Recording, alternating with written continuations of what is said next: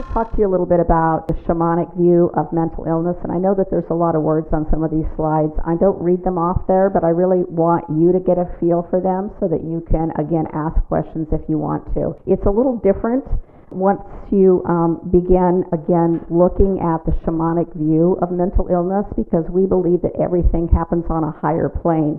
All illness, whether it's mental, physical, or spiritual, happens on that plane, and we draw it down to us. And we do that for a variety of different reasons, and I'm going to get into some of those reasons about why that happens.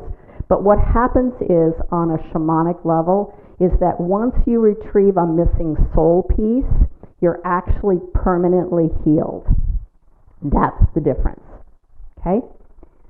So, soul loss happens when a fragment of ourselves, a fragment of our true essence, is again removed from us. And we can do that ourselves, unconsciously or consciously. But what happens is that that spiritual essence, the truest essence of us, if I was to use a different concept, I would say the divineness of it, the divine childlike innocence that we have, has somehow been disrupted. And what happens then is that we then have to make a choice about where that piece goes. For most of us, what we believe is that missing soul piece goes into Gaia or Mother Earth. It doesn't go to our own mother, because our own mother was unable to protect us. So it goes to a divine essence of Mother Earth to be held for us to, again, get it back. So what then happens is that unconsciously we can give it away. Lots of times that happens before the age of 8, and it usually happens in some type of a traumatic event. Okay? It happens, it can happen because we've been abandoned. It can happen because we've been abused. It can happen because, again, we didn't live up to our parents' expectations of us.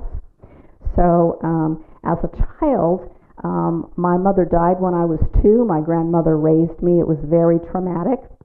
And it was very interesting because I heard all the time, "I wish you could be more like your mother." So I want you to know that I spent the first part of my life trying to be fit in a box that I was never going to fit in. And it took me a while to understand that, and somewhere about 15 or 16, I didn't get it anymore. I wasn't going to be in anybody's box anymore.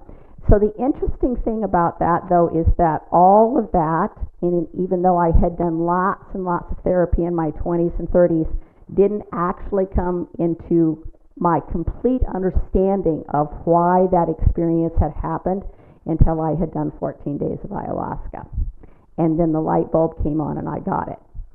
So what happens to us lots of times, because we don't lots of times grow up in a community that feels tribal, that has grandmothers and aunties and all of that, that have a particular way of teaching, is that we don't get that information about, again, being in a particular situation or an event that, again, can harm us, and how we're going to, again, heal from that.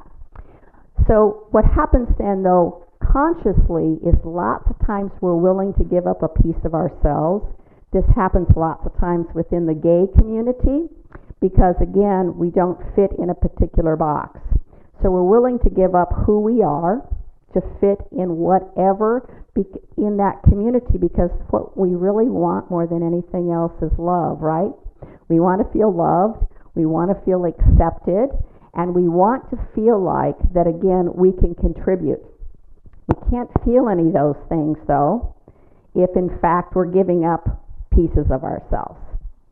So then what happens then is that, again, we're trying to make other people happy, and I certainly did that as a small child, trying to make, again, a grandmother happy who had lost a child, my mother, whom she grieved until, again, the very day that she died. And I got that through, again, the entheogen work that I did. I came to understand and to feel and to know, because there's a collective consciousness, I believe, again, what it was that she was going through.